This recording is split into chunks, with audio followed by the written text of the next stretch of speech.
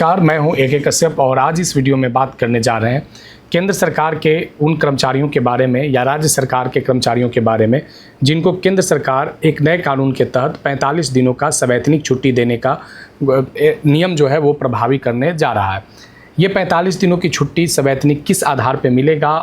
मिलेगा और यहाँ पे ये इसके लिए केंद्र सरकार के अलावा राज्य सरकार के कौन कौन से कर्मचारी एलिजिबल होंगे, तो इस सारे बातों को इस वीडियो में समझेंगे। हमने जो स्क्रीन पे पिक्चर लगाया है ये पिक्चर है सैंडविच का, और अभी जो केंद्र सरकार या राज्य सरकार में जो एम्प्लॉय काम कर रहे हैं जो नए जनरेशन के हैं वे तो उन लोगों के लिए सैंडविच जनरेशन का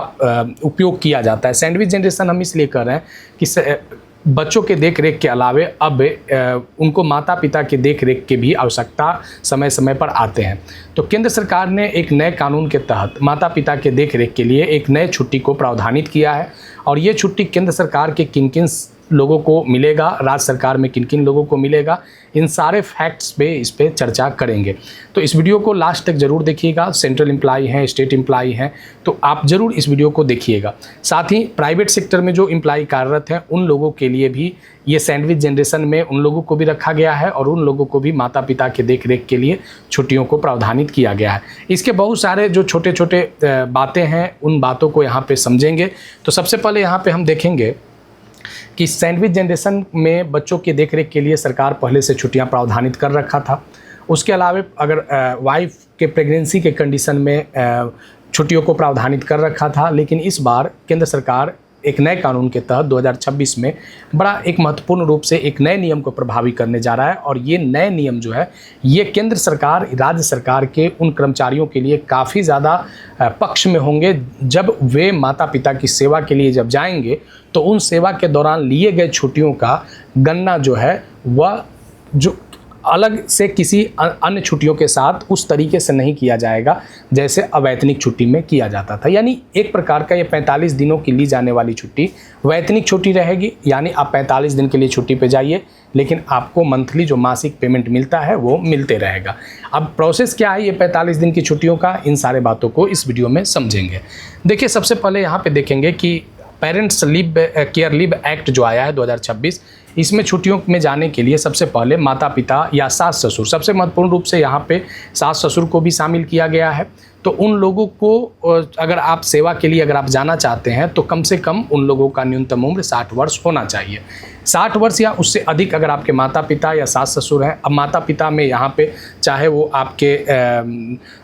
जैविक माता पिता रहे हो या अगर आपके सौतेले माता पिता भी हैं या अपने माता पिता हैं, तो इन सभी माता पिताओं के लिए ये छुट्टियों को प्रावधानित किया गया है। तो देखिए, सबसे पहले यहाँ पे जो बात किया गया है कि 45 दिनों का जो एग्रीगेट पेड लीव इंटाइटल्ड जो किया गया है एम्प्लॉयों के लिए, तो ये both government and private establishment के लिए किया गया। यानी जो सरकारी सेवा के साथ साथ जो प्राइवेट सेक्टर में भी जो काम कर रहे हैं। अब सरकारी सेवा में जो केंद्र सरकार के भी कर्मचारी हैं और राज्य सरकार के भी कर्मचारी हैं, तो उन लोगों के लिए साथ में ये लाया गया है। साथ ही एक बड़ा महत्वपूर्ण रूप से ये भी कभी कभी चर्चा होता है कि सरकारी सेवक में केंद्र सरकार वाले में क्या ऑटोनोमस बॉडीज़ वाले आते हैं, राज्य सरकार में क्या ऑटोनोमस बॉडीज़ वाले आते हैं, जो जैसे कॉरपोरेट निगम वगैरह जो होता है। तो इसमें उन सभी लोगों को शामिल किया गया है, चाहे वो केंद्र के सरकार के किसी विभाग के अंतर्गत हो या स्वायत्त इकाई के अंतर्गत हो, राज्य सरकार के किसी विभाग के अंतर्गत या स्वायत्त इकाई के अंतर्गत हो, प्राइवेट सेक्टर में हैं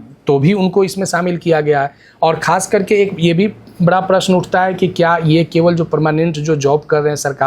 सरकारी क्षेत्रों में क्या उनके लिए है, तो नहीं, ये उन सभी लोगों के लिए, चाहे वो परमानेंटली वो केंद्र सरकार या राज्य सरकार के सेवक के तौर पे काम कर रहे हैं या कॉन्ट्रैक्ट पे भी अगर आप काम कर रहे हैं या प्राइवेट सेक्टर में भी अगर आप काम कर रहे हैं कॉन्ट्रैक्ट पे ही हैं, तो आपको ये 45 दिनों की सवैतनिक छुट्टी का हक मिल जाता है। अब देखिए, यहाँ पे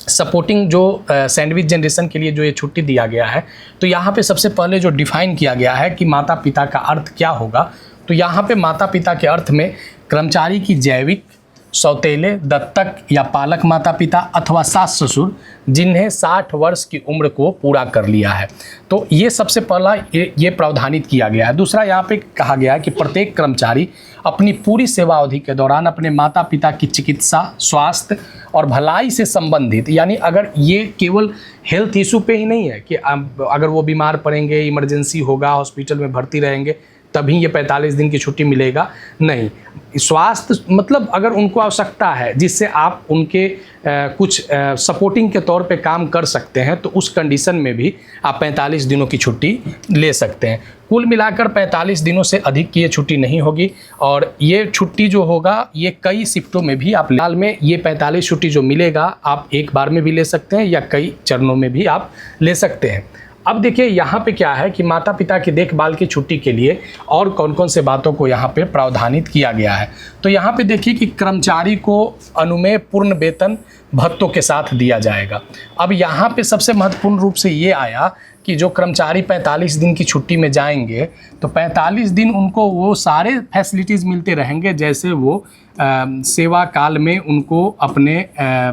अलावेंस या अन्य जो फैसिलिटीज़ मिलते रहे थे, जो भत्ते मिलते रहते थे, वे सारे चीज़ कर्मचारियों को मिलते रहेंगे। यानी आपको वो 45 दिन आपको सवैतनिक अवकाश के रूप में, यानी आप वेतन पाते हुए आप 45 दिनों तक रह के माता पिता सास ससुर का आप स्वास्थ्य संबंधी या उनके कुछ और महत्वपूर्ण जो इसेंशियल जो उनके स्वास्थ्य से संबंधित भलाई का काम है उसके लिए आप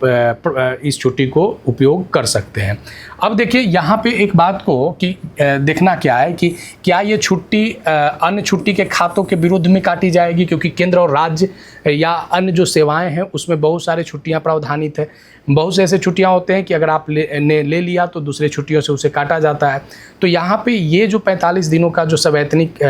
पेरेंट्स लीव जो आप ले रहे हैं उसमें आपकी ये छुट्टियों की कटौती नहीं किया जाएगा। यानी ठोस रूप से बात ये निकल कर आ रहा है कि जो कर्मचारी माता पिता की देखभाल के लिए छुट्टी लेना चाहते हैं वो अपने नियोक्ता के पास फॉर्म को एक आवेदन के तौर पे वे दस्तावेज के साथ मेडिकल सर्टिफिकेट और अस्पताल में भर्ती होने के रिकॉर्ड के साथ वो छुट्टियों की ज़रूरत को दिखाएंगे अपने एम्प्लॉयर को, नियोक्ता को। अब एक बात ये आता है कि अगर किसी कंडीशन में अगर जब आप पेरेंट्स केयर लीव लेने जा रहे हैं और उस कंडीशन में जब आपको छुट्टी नहीं मिलता है तो नहीं देने वाले को अगर ठोस सबूत के बाद भी अगर वो नहीं दे रहा है तो उसके 50,000 से 2 लाख रुपए तक पेनाल्टी भी लिया जा सकता है। अगर केंद्र सरकार में जो अन्य छुट्टियों का जो प्रावधान किया गया है और उसके न मिलने के अगेंस्ट में जैसे आप जो कानूनी प्रावधान करते हैं ठीक वही प्रावधान यहाँ भी प्रभावी होगा। ये बड़ा महत्वपूर्ण रूप से ये कानून में प्रभावी किया गया है। एक चर्चा यहाँ पे ये भी है कि जैसे अगर कोई एम्प्लॉई है और वो उसे तत्काल सूचना मिलता है कि मेडिकल इमरजेंसी है और उसे जाना है, तो उस कंडीशन में उसे नियोक्ता से अप्रूवल लेने की कोई ज़रूरत नहीं है तत्काल में। बाद में उसे कुछ महत्वपूर्ण जो डॉक्यूमेंट होंगे, जो महत्वपूर्ण जो कुछ दस्तावेज होंगे, वो उसे एक तय समय सीमा के अंदर एम्प्लॉयर के पास यानी विभाग के पास जमा करना होगा कि हम इस कारण से अचानक जो है वो पेरेंट्स मेडिकल लीव के आधार पे हम चले गए थे। अब देखिए यहाँ पे क्या है कि किसी भी कंडीशन में जो पेरेंट्स केयर लीव है उसको किसी भी कंडीशन में जानबूझकर किसी भी तरीके से नियोक्ता इसे इग्नोर नहीं कर सकता है, यानी विभाग भी इसे इग्नोर नहीं कर सकता है। अब एक बड़ा महत्वपूर्ण ये भी बात है कि क्या एम्प्लॉय अगर चाहेगा कि हम इसे मिसयूज के तौर पे काम करें तो यहाँ पे इस पे भी रोक लगाया गया है कि अगर आप मनगढ़ंत कहानियों को गढ़ के आप माता पिता की सेवा या सास ससुर की सेवा की कहानियों को गढ़ के या उनके भलाई संबंधित कार्यों को गढ़ के अगर आप इस छुट्टी में जाते हैं और उस तरीके के आपके एक्टिविटी नहीं रहते हैं, उसको आप दुरुपयोग करते हैं, तो उस कंडीशन में एम्प्लॉय पर भी पेनाल्टी का प्रावधान किया गया है। तो ये महत्वपूर्ण रूप से जो पेरेंट्स केयर लीव जो आया है, ये 45 दिनों की जो सवैतनिक जो प्रावधान जो किया गया है, ये काफ़ी महत्वपूर्ण रूप से केंद्र सरकार एवं उसके ऑटोनोमस बॉडीज वाले के लिए, राज्य सरकार या प्राइवेट सेक्टर वाले के लिए, चाहे वो परमानेंट जॉब में हो, कॉन्ट्रैक्ट पे हो, नियोजित तौर पे हो, सभी लोगों को ये 45 दिनों का छुट्टी जो है ये बड़ा महत्वपूर्ण रूप से आज के समय में जो एम्प्लॉय अपने माता पिता या सास ससुर की देख रेख के लिए जो एक छुट्टी लेना चाहते थे और नहीं ले पाते थे क्योंकि उनका वेतन जो है उस दौरान नहीं मिल पाता था, अब ये सारे चीज़ों को एक नए नियम में बांध दिया गया है। वीडियो कैसा लगा है ज़रूर बताइएगा। नए जुड़े हैं तो चैनल को सब्सक्राइब करके बेल आइकन को दबा दीजिएगा। फिर हम मिलेंगे नेक्स्ट वीडियो नेक्स्ट टॉपिक में।